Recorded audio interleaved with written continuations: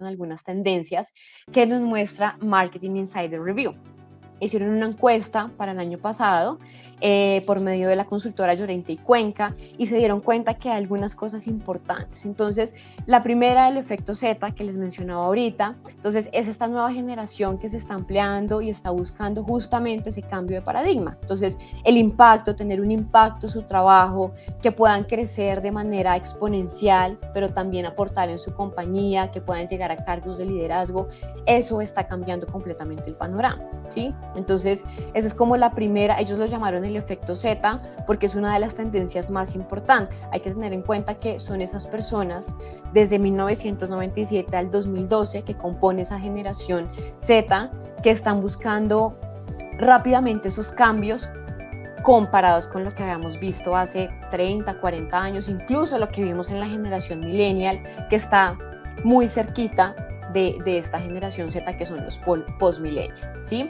Las experiencias inmersivas hablan netamente del metaverso.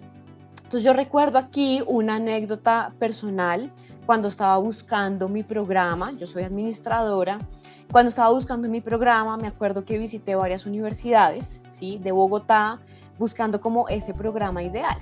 Y recuerdo que uno de los psicólogos de una de las universidades en donde fui a tomar una charla nos contaba que estaba muy asombrado por las razones que habían encontrado en un estudio que hicieron para escoger la carrera. No era necesariamente por términos de empleabilidad, no era necesariamente por un gusto innato, por una carrera u otra. La razón por la que las personas o gran parte de las personas que hicieron ese estudio escogían su carrera era precisamente porque tenían un referente cercano, amigo, familia, que había estudiado ese programa y lo veían como un modelo a seguir. Y de pronto a mí me pasó, el esposo de mi tía estudió comercio exterior, era una persona que tenía su propia empresa, estaba, digamos que a nivel económico muy estable, y la razón, una de las razones por la que de pronto inconscientemente estudié administración de negocios internacionales, pues justamente por eso, porque te decían que ibas a viajar por el mundo, que tu estabilidad económica iba a estar bien, y entonces para que se den cuenta la manera cómo nosotros nos motivamos, qué es lo que nosotros aprendemos mirando referentes cercanos, y entonces eso cómo nos sirve para tomar decisiones. Entonces aquí en experiencias inmersivas nos habla netamente del metaverso, y es justamente porque en esa época pues yo me dediqué a ir a cada universidad, a buscar cada uno de los programas, a ver cuál era el más conveniente con las posibilidades y las oportunidades que me dieron mis papás, pero en este momento el metaverso es un nuevo panorama precisamente para saber cómo va a ser esa nueva compañía, cuál va a ser el fit cultural, cómo me voy a poder comportar, cómo me van a poder apoyar a mí a crecer profesionalmente. Entonces es completamente relacionado con la tecnología, exponencialmente sabemos que está creciendo y está muy relacionada con este siguiente punto, que es justamente la inteligencia artificial. De esto vamos a hablar un poquito al final de la sesión, pero para nadie es un secreto todo lo que está pasando con la inteligencia artificial, todas las nuevas herramientas que nosotros tenemos a disposición, y creo que es muy importante tenerlo en cuenta para el tema de recursos humanos, ¿sí? Precisamente porque pues la tecnología hace parte de este proceso, ya los procesos como los teníamos hace varios años no van a seguir siendo los mismos, y es muy, muy importante utilizar los datos y la tecnología a nuestro favor. Entonces, más allá del miedo que la inteligencia artificial pueda causar de me voy a quedar sin trabajo, un robot me va a reemplazar, yo creo que es el hecho de, primero, entender qué es lo que está pasando, como que empaparse mucho del tema. Ustedes van a poder encontrar información muy valiosa. Yo la he encontrado, por ejemplo, en LinkedIn, hay cursos virtuales, en YouTube también hay mucha información, hay muchos podcasts también sobre esto, para que estén más empapados del tema y saber entonces cuáles son sus valores agregados.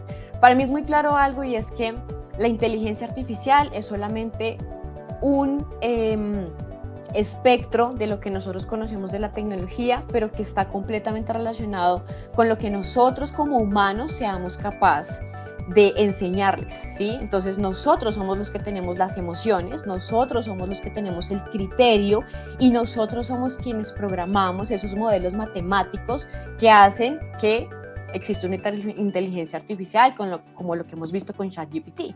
Entonces, por eso les digo, más allá del miedo o que esto pueda causar, evidentemente van a haber algunas áreas que van a tener que ver mucho con ChatGPT, entonces los correctores de estilo, los traductores y este tipo de cosas que son netamente de texto, pero sí es importante, y sobre todo en el talento humano, usar los datos y la tecnología a nuestro favor, ¿sí? Aquí, en estas 3 tendencias del Data Office, básicamente es el hecho de poder tener esa flexibilidad, ¿sí? Entonces ya no va a ser una oficina en donde tengo que ir de 8 a 5 todos los días, sino que va a ser un trabajo híbrido, va a ser un trabajo remoto.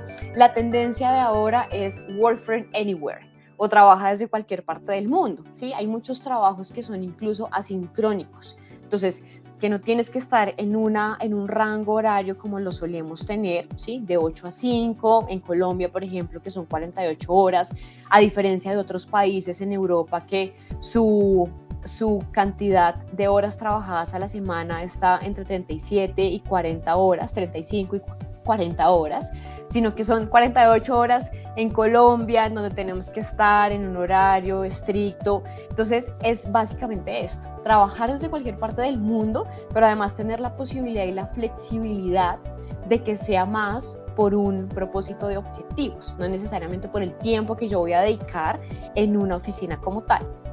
Personalmente, para mí el trabajo híbrido es el trabajo ideal. Hace unos días, un estudio que hizo Michael Page y WeWork se dieron cuenta que el trabajo híbrido era parte de ese salario emocional del que vamos a hablar de eso más adelante, de ese salario emocional que tiene que ver con lo que están buscando esas nuevas generaciones de ahorita, ¿sí? De lo que les decía de la generación Z. Entonces, yo soy millennial, yo también quisiera tener un trabajo híbrido, pero entonces la generación Z ya está imponiendo ese trabajo. Es lo que necesito y no voy a escoger un trabajo que no cumpla con X o Y características. Por supuesto, esto lo estamos enfocando en áreas de tecnología. Hay muchos trabajos que sí o sí van a requerir de una presencialidad y es evidente. Los médicos, todo lo que tiene que ver con trabajos manuales, eso es evidente que se va a enfocar netamente como en esta presencialidad. Pero cuando hablamos de un propulsor como la tecnología en nuestro trabajo, pues sí o sí el trabajo híbrido es el que tiene esa parada, mejor dicho. En este estudio que les estaba contando de Michael Page y WeWork, no solamente se dieron cuenta que tener un trabajo híbrido, sí, era parte del salario emocional, que es justamente ese salario que no está retribuido a nivel monetario, que no tiene una retribución monetaria, sino que también mejoró en un 81% en la salud mental de los colaboradores. La salud mental, aunque no lo mencionan en estas tendencias, es una de las condiciones más importantes para elegir un trabajo, ¿sí? Y es una de las cosas que una persona como yo, que estuvo buscando un empleo durante varios meses, pues está buscando, ¿sí? Es lo que quiere, tener una estabilidad, un equilibrio entre la vida personal y la vida profesional, ¿sí? Porque a la final somos una persona. Que tengamos un tercio de nuestra vida en el trabajo es muy importante, pero eso no quiere decir que seamos otra persona cuando estamos haciendo otras actividades. Entonces, eso es muy importante tenerlo en cuenta. El cambio cultural de código abierto, y esto es netamente relacionado con lo que les venía diciendo de la tecnología, identificar los datos y hacer caso de ellos. Entonces, en un departamento, que muchas veces un departamento como el de recursos humanos es unipersonal, ¿sí? Porque es una persona que tiene que hacer absolutamente todo, entonces logística, reclutamiento, la selección, tiene que ver también con temas de salud mental, pues también es importante el análisis de estos datos. Y es justamente porque a partir de esos datos se van a poder tomar decisiones mucho más informadas, ¿sí? Y las últimas 3 son justamente abrazar la rotación, que no tiene nada diferente de ver a, en este momento sabemos que una persona en promedio no dura más de 3 o 4, no permanece más de 3 o 4 años en su trabajo, y es justamente por eso, por la posibilidad de crecer, de aprender, como que está esa proyección de poder tener incluso cargos de liderazgo de una manera rápida y acelerada. Entonces, la rotación es importante, no solamente dentro de las compañías, ¿sí? Que es esto es una de las razones o esto es una em, de las cosas más importantes que vamos a tener en cuenta cuando hablemos de cómo fidelizar a nuestros colaboradores, y es justamente darles la posibilidad de que cambien de escenarios en ciertos periodos de tiempo, ¿sí? Porque de esa manera pues vamos a tener esa flexibilidad para ellos, pero también para la compañía va a ser de una manera significativa un impacto importante, que no se vayan de mi empresa, pero que sí puedan seguir creciendo dentro de ella. Transparencia sin filtros. Básicamente, aquí nosotros vamos a hablar de todos los procesos, ¿sí? Desde el reclutamiento hasta el proceso de offboarding, que eso no pasa muchas veces, ¿sí? Entonces, por ejemplo, yo en esta búsqueda que tuve de varios meses me di cuenta que una de las principales problemáticas era el follow-up o hacer el seguimiento adecuado de cada una de las vacantes, ¿sí? Entonces, está bien que te respondan y que te respondan con muchos no. El problema real es cuando no te dicen absolutamente nada, cuando no sabes qué pasó con tu aplicación, ¿sí? Yo entiendo, y lo acabamos de mencionar, que cada uno de los reclutadores, sobre todo cuando es una persona de ese departamento, tienen un montón de sombreros durante incluso un mismo día. Pero sí es importante, o es uno de los primeros pasos, para mí como colaboradora, entender cómo se están relacionando conmigo desde ese primer instante, ¿sí? Desde ese primer momento de selección y reclutamiento, precisamente cómo se están comportando conmigo, cuál es la imagen que representan, si están comprometidos.